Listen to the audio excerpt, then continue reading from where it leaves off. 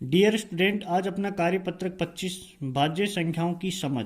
तो सबसे पहले अपने को पढ़ना पड़ेगा भाई भाज्य संख्या क्या होती है। भाज्य संख्याएं, भाज्य संख्या वो होती है भाई ऐसी संख्या जो स्वयं तथा एक के अतिरिक्त, स्वयं तथा एक के अतिरिक्त अन्य संख्या से विभाजित हो, अन्य संख्या से विभाजित हो।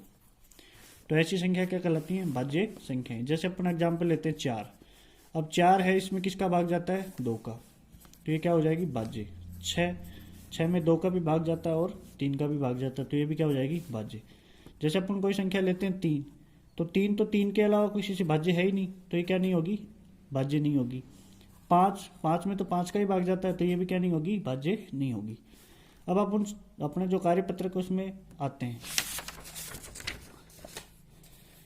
पहला है भाई भाज्य संख्याओं पर गोल घेरा बनाना। तो एक है, एक न तो भाज्य है, न तो भाज्य है और न ही अभाज्य है।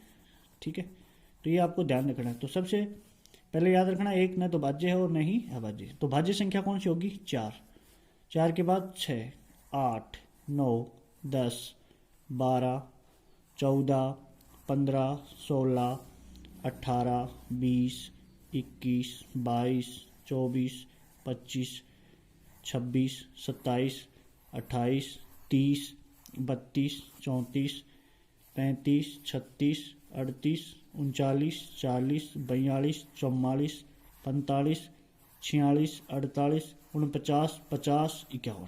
ठीक है, अब अपना दूसरा क्वेश्चन है, नीचे लिखी गई संख्या किस किस संख्या से भाज्य है, यानी भाग देख सकते हैं किस किस का भाग जाता है। तो 10 है, तो 10 में देखो 2 का भाग जाता है, इकाई अंक 0 है, 3 का नहीं जाएगा, 5 का जाएगा। तो 10 में किसका भाग जाएगा? 2 और 5 का। 16 में 2 का भी जाता है, 4 का, 8 का। 15 में किसका जाएगा? 3 का, 5 का। 25 में किसका जाता है? सिर्फ 5 का। 20 में 2 का भी जाएगा, 4 का भी जाएगा, 5 का भी जाएगा और 10 का भी जाएगा। 36 में 2, 3, 4, 6, 9, 12 और 18। 18 में 2, 3, 6, 9। 24 में 2, 3, 4, 6, 12। ठीक है, अब अपना तीसरा क्वेश्चन है, नीचे दी गई संख्याओं में से उन संख्याओं पर गोला बनाए जिसमें 2 का भाग जाता है। तो 2 का भाग किस में जाएगा भाई? इकाई अंक क्या हो? 0, 2, 4, 6, 8। ठीक है, अब देखो 13 में इकाई अंक 3 है, तो ये नहीं जाएगा।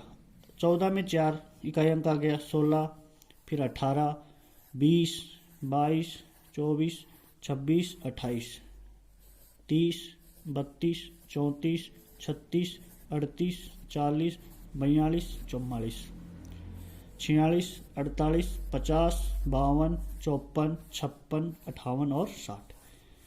तो इन सभी संख्याओं के इकाई अंक क्या होगा? या तो 0 होगा, या 2 होगा, या 4 होगा, या फिर 6, या फिर 8। इनके अलावा किसी संख्या में 2 का भाग नहीं जाएगा। अब देखो चौथा सवाल, नीचे दी गई संख्याओं में उन संख्याओं पर गोला बनाए जिसमें 5 का पूरा पूरा भाग जाता है। तो 5 का पूरा पूरा भाग किस में जाएगा? इकाई अंक क्या होगा भाई? 5 होगा या फिर 0 होगा।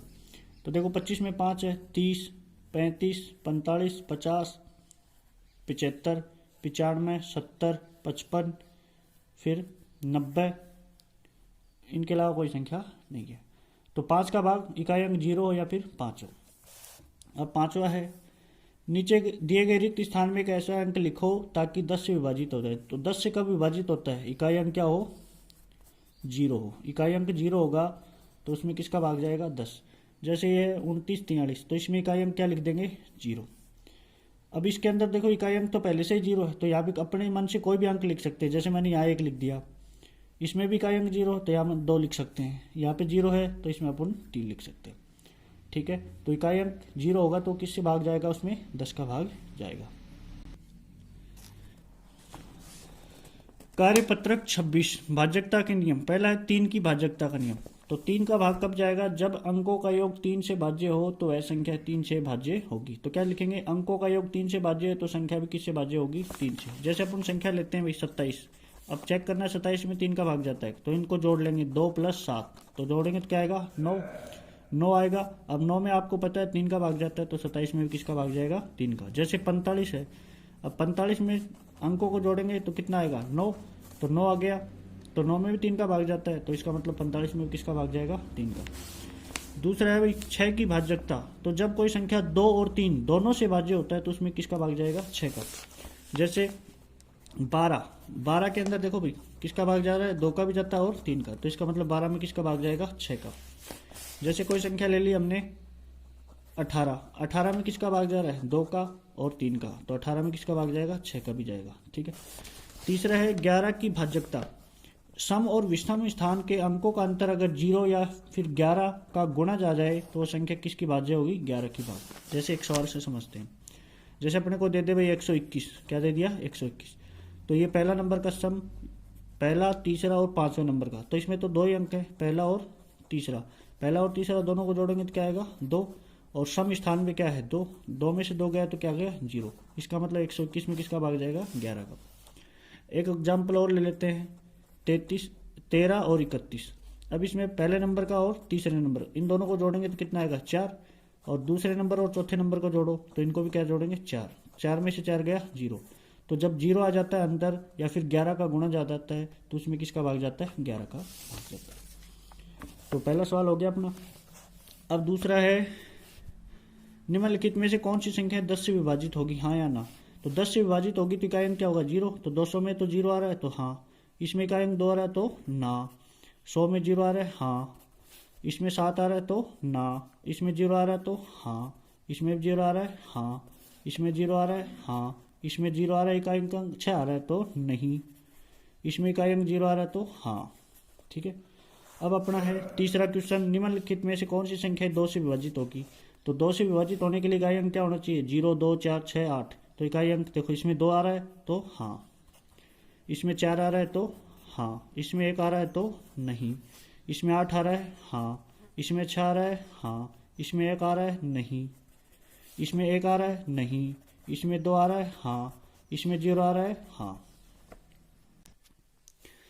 अब अपना चौथा है निम्न में से कौन सी संख्या 5 से विभाज्य होंगी? 5 से विभाजन का मतलब इकाई अंक या तो 5 होगा या फिर 0 होगा। तो जिसमें 5 और 0 दिखता है इकाई में, तो देखो इसमें 0 आ रहा है तो ये क्या हो जाएगी? हाँ। इसमें 5 आ रहा है हाँ, 1 आ रहा है तो ना, 2 आ रहा है तो ना, 0 आ रहा है तो हाँ, 0 आ रहा है तो हाँ, 5 आ रहा है तो हाँ, 0 आ रहा है तो हाँ, 2 आ रहा है तो ना। अगला है पांचवा, निम्न में से जो कथन सत्य है उसके सामने सही का निशान और जो असत्य है उसके सामने गलत का निशान लगाना। यदि कोई संख्या 5 से विभाज्य है तो वह 10 से विभाजित होगा नहीं, अगर इकाई अंक 0 होगा तो ही वो 10 से विभाजित होगा। जैसे 5 का भाग 25 में जाता है लेकिन 25 में 10 का भाग तो नहीं जाता, तो इसका मतलब क्या हो जाएगा? असत्य। अगला है यदि कोई संख्या 6 से विभाज्य है तो वह 9 से भी विभाज्य होगी। ऐसा जरूरी नहीं है कि 6 में भाग जाए उसका 9, जैसे 6 का भाग तो 12 में जाता है, 12 में 9 का भाग नहीं जाता, तो क्या हो जाएगा? गलत हो जाएगा। अब अपना गय का है, यदि कोई संख्या 8 से विभाज्य है तो वह 2 और 4 से विभाजित होगी। बिल्कुल भी, अगर किसी संख्या में 8 का भाग जाएगा तो उसमें 2 का और 4 का दोनों का भाग जाएगा। 6 का विभाज्य के नियमों के आधार पर जांच करके बताइए। तो भाई 224 है, इसमें ये तो आपको दे ही रखा है।